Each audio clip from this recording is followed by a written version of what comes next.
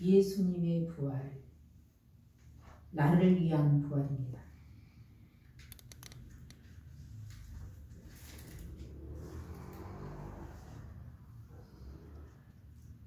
지구촌 많은 독자들이 읽는 책 가운데 베스트 중 가장 베스트라 할 수 있는 책은 바로 성경일 것입니다.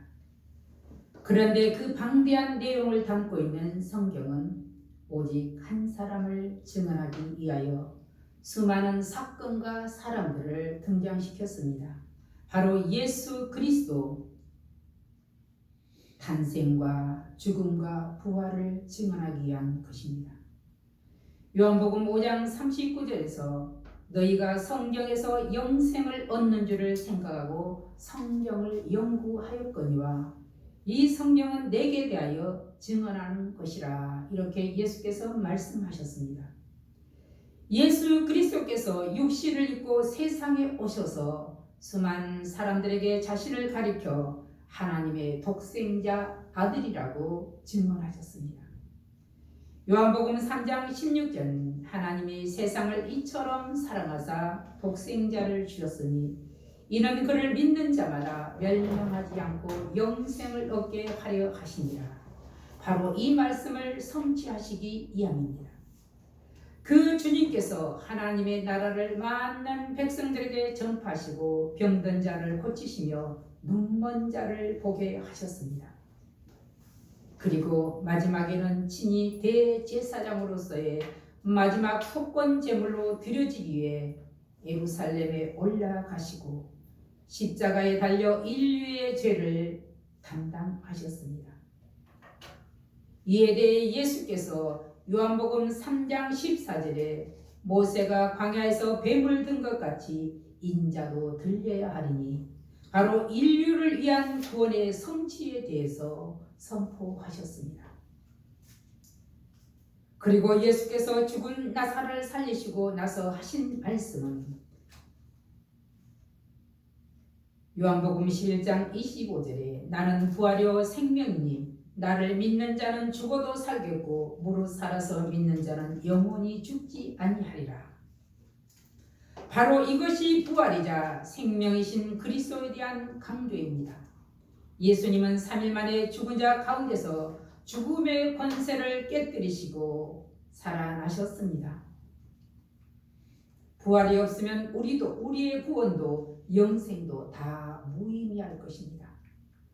우리는 죽었다가 4일 만에 다시 살아난 나사로의 누이 마르다의 신앙에서 그리스도를 하나님의 아들이라고 고백한 신앙이나 마태복음 16장 16절에 베드로가 주는 그리스도시요 살아계신 하나님의 아들이라고 고백했던 신앙이나 요한복음 1장 49절에서 나다나엘이 랍비여 당신은 하나님의 아들이시요 당신은 이스라엘의 임금이로소이다 하는 신앙은 지식적인 신앙의 차원에서 머무르지 않고 입술로 시인하고 마음으로 고백했다는 것이 우리에게 큰 교훈을 주고 있습니다. 그러나 그들의 신앙에서 보듯이 부활의 주님을 만나기 전에 그들은 불완전한 신앙을 볼 수 있습니다. 바로 이들의 이 모습을 우리의 신앙에서도 찾을 수 있습니다. 그 이유에 대해 22절에 한번 읽어봅니다. 이 말씀을 하시고 그들을 향하여 숨을 내쉬며 이르시되 성령을 받으라.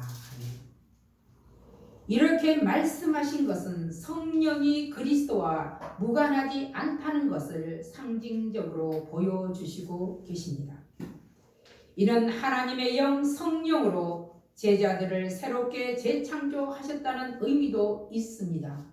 그러나 더욱더 중요한 것은 바로 성령이 우리들에게 임할 때 우리도 새로운 피조물로 변화된다는 사실입니다. 바로 그 증거에 대해 고린도후서 5장 17절에 그런즉 누구든지 그리스도 안에 있으면 새로운 피조물이라 이전 것은 지나갔으니 보라 새 것이 되었도다 그랬습니다. 누구든지 그리스도 안에 있으면 새로운 피조물이라.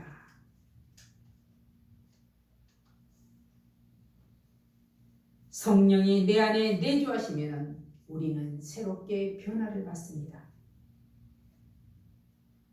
사도행전 2장 1절에서 4절 말씀 보면은 하나님의 영 성령이 오순절날 예배드리는 곳 장소에 임했을 때 모든 제자들이 성령의 충만함을 입었습니다. 이는 오늘을 살아가는 우리에게도 무관하지 않다는 것을 증거하고 있습니다. 우리에게도 성령이 내 안에 오시지 아니하고서는 지식적으로 주는 그리스도시요 살아계신 하나님의 아들입니다고 말할지라도 부활하신 주님이 나의 두 주님이 결코 되지 못한다는 사실입니다. 그 대표적인 인물이 오늘 본문에 등장하고 있습니다. 요한복음 20장 24절을 같이 한번 읽어봅니다. 12 제자 중에 하나로서 디드모라 불리는 도마는 예수께서 오셨을 때 함께 있지 아니한지라. 아멘. 함께 있지 아니하였다는 말에 우리는 주목할 필요가 있습니다. 반드시 이 말씀을 하는 데는 이유가 있습니다. 도마는 다른 사람에 비해 의심이 많은 사람이었기 때문에 사람들은 그를 향해서 회의자, 비판론자, 실증론자라고 불렀습니다. 그 이유를 본문에서 들자면 다른 제자들은 부활하신 예수님을 보았다고 입을 보았으나 오직 도마만은 그 자리에 없었기에 주님의 부활을 부정합니다. 내가 그의 손에 못자국을 보며 내 손가락을 그 못자국에 넣어보지 않고는 믿지 못하겠노라. 믿지 못하겠다는 도마의 의심은 여기서뿐만 아니라 성경 여러 군데서 그의 의심하는 태도를 볼 수 있습니다. 바로 도마의 모습이 우리 속에 있다는 사실입니다. 그러나 우리는 이 사람 도마의 의심과 회의 때문에 중요한 말씀을 예수님으로부터 들을 수 있었다는 것입니다. 요한복음 14장 6절에는 예수께서 이르시되 내가 곧 길이요 진리요 생명이니 그랬습니다. 나로 말미암지 않고서는 아버지께로 올 자가 없느니라. 아주 유명한 말씀을 들을 수 있었습니다. 그런데 어찌 도마만 의심하였겠는가? 믿지 못한 것은 조금 크고 작을 뿐 다른 제자들에게도 오늘 우리에게도 확신 없는 것은 마찬가지라는 사실입니다.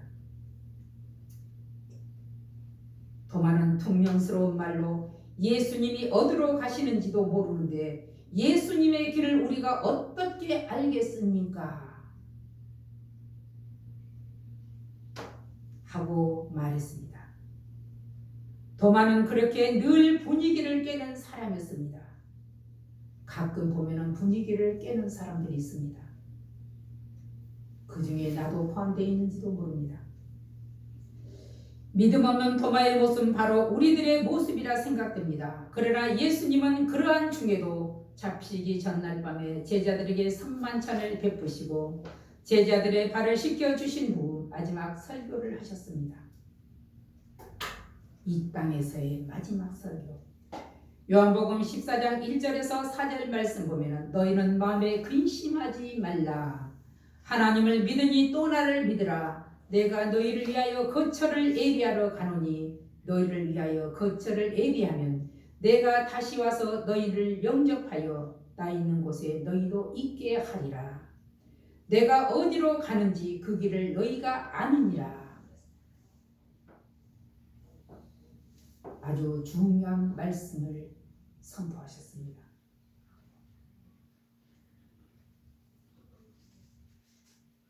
의심했던 도마가 어떻게 치료되며 회복됐는지를 오늘 우리에게 주신 본문이 교훈하고 있습니다. 신약 성경은 이같이 하나님에 대해 의심하고 회의를 품고 있는 사람을 말할 때 마음이 둘로 나뉘는 사람이라고 말합니다. 우리는 이리저리 흔들리는 사람들을 갈대와 같다고 말합니다. 그리고 하나님에 대해 의심하고 회의를 품는 사람들을 말할 때 교만한 사람이라고 말합니다. 도마는 스스로 자신을 높이 올리며 합리적이고 지식이 많고 의롭다고 생각했습니다. 그래서 다른 제자들이 예수님이 살아나셨다고 증언해도 직접 보고 만지기 전에는 믿지 않겠다고 한 것입니다. 우리도 때로는 다른 사람을 인정하지 않고 내 생각에는 내가 아는데 하고 분위기를 깨뜨릴 때가 있습니다. 바로 도마와 같은 부류입니다.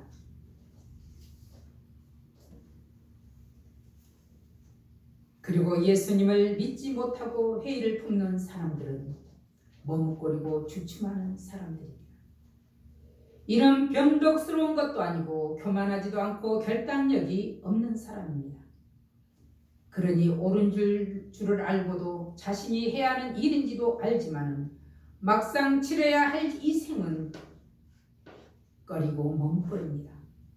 우리에게도 이러한 모습이 다분히 있다는 사실입니다. 이러니 우리의 신앙에 있어서 모든 자의 숙제입니다. 누구를 막론하고 이것들을 이기는 자가 바로 성숙한 믿음으로 나아갈 수가 있습니다. 그런데 우리는 이러한 신앙에 왜 그렇게 자주 빠지는가? 우리는 본문을 통해서 그 세 가지 경우를 살펴보겠습니다. 첫째는 하나님의 은혜를 잊어버릴 때 신앙의 의심에 빠지게 됩니다. 이스라엘 백성들은 애굽에서 일어난 10가지 재앙을 보았고 홍해가 갈라지는 기적도 무리바에서 반석이 깨어지며 샘물이 솟아나는 것도 봤고 불평하다가 불뱀이 나와서 물린 사람들이 하나님의 말씀으로 치유받는 것도 봤습니다. 그럼에도 그들은 끊임없이 불평하고 하나님의 존재를 의심하고 하나님이 세운 지도자 모세를 거역하고 모세를 통한 하나님의 역사를 회의하고 하나님의 사랑을 무시했습니다. 바로 하나님의 은혜를 잊어버린 까닭입니다. 우리들의 모습에서도 드러나고 있는 것 가운데 믿음이 식고 의심과 회의에 빠진 것은 과거의 삶 가운데 역사하신 하나님의 은혜를 잃어버린 까닭입니다.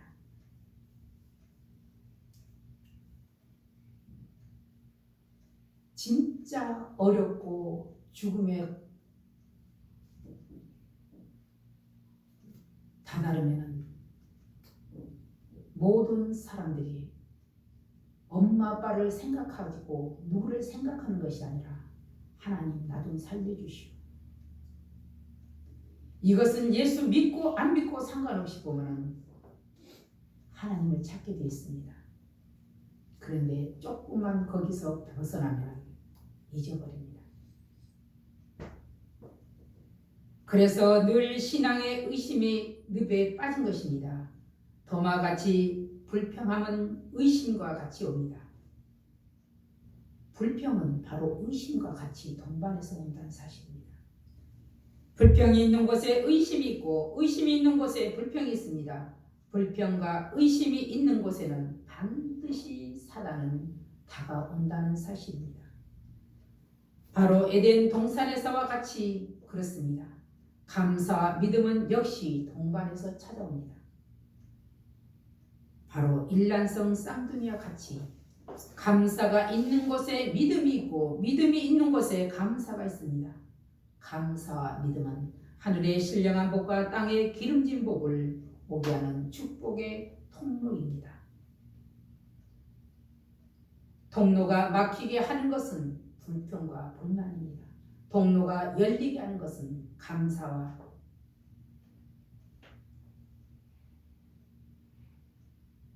믿음입니다. 혹여 지난날 나를 충만하게 하셨던 그 은혜를 잊어버리겠다면 누구든 신앙의 회의에 빠지게 된다는 것을 명심해야 하겠습니다. 그리고 두 번째는 신앙의 성장과 헌신이 멈출 때 의심과 회의에 빠지게 됩니다. 신앙은 계속적으로 전진해야 하는 진행형입니다. 만약 신앙의 진보가 중단이 되면 신앙은 정체된 것이 아니라 퇴보되는 것입니다. 그런데 요즘 상황은 코로나로 인하여 어떻습니까? 1년이 넘도록 제대로 교회에 모이지 못하고 예배를 빠지다 보니 심각한 상태에 놓여 있다는 것입니다. 우리의 육신은 별 다르지 않은 것 같지만 우리의 영은 심각한 상태에 있다는 사실을, 비대면 예배는 봉사를 멈추게 하고 사람을 게을러지게 만들었습니다. 게을러진 것은 결국 예배가 부담스러워지고, 예배가 부담스러워지다 보면 내 안에 불평이 생기게 되고 내 안에 의심의 잡초가 자라날 것은 분명한 사실입니다. 이는 누구도 예의는 없습니다. 오늘 부활주일 아침 이 예배를 통해서 내 신앙을 점검하여 성숙한 믿음의 소유자들이 되시기를 주의 이름으로 축복합니다. 세 번째는 사람을 지나치게 믿을 때 신앙의 해이에 빠지게 됩니다.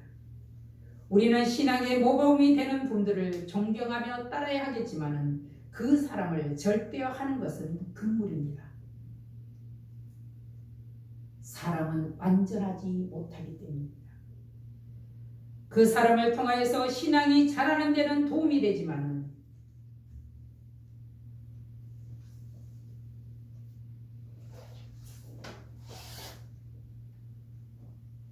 그 사람을 바라보다가 실족할 수 있게 됩니다.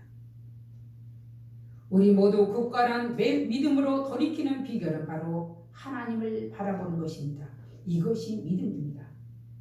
성숙한 신앙인은 하나님과 1대1의 만남입니다. 하나님과 만남으로 인해서 신앙이 자라나고 우리는 순교까지 이룰 수 있는 믿음의 소유자가 됩니다. 예수님을 만나는 것은 말씀과 기도를 통해서만 이루어질 수 있습니다. 그런데 도마는 예수님의 복음을 듣고 하나님 나라의 가치관을 가졌어야 했음에도 그는 교만하여 세상의 가치관을 둠으로써 예수님을 의심했고, 예수님이 십자가의 처형을 당하자 그의 신앙도 멈췄습니다. 그러나 그에게서 배울 만한 중요한 한 가지가 있다는 사실을 우리는 발견해야 합니다. 그는 신앙의 해오리에 빠졌지만 기도와 말씀이 있는 그 공동체를 떠나지 아니하였다는 것입니다. 공동체를 떠나지 아니하였다는 것. 많은 사람들은 조금만 시험이 들면 교회를 떠납니다. 공동체를 떠납니다. 그런데 그런 중에서도 어떤 사람들은 시험이 들어도 꾹꾹 참고 그 공동체에 참여합니다. 계속 예배에 참석하다 볼 때 보면은 하나님이 그에게 은혜를 주십니다. 도마는 번번이 공동체의 믿음의 분위기를 깨뜨리긴 했으나 떠나지 않는 그를 공동체는 내치지 않았고 그의 말에 흔들리지 않았던 공동체가 있었다는 사실을 우리는 보게 됩니다. 우리의 신앙이 때로는 도마와 같이 거슬리고 공동체 안에서 좋아할 만한 사람이 못 되더라도 끝까지 공동체 안에 있어야 부활하신 예수님을 만날 수가 있습니다. 부활하신 예수님을 만나면 주님이 기뻐하시는 믿음으로 돌이킬 수 있습니다. 모두가 이러한 성숙한 믿음으로 자랄 수 있기까지 우리는 공동체를 떠나서는 안 되는 것입니다.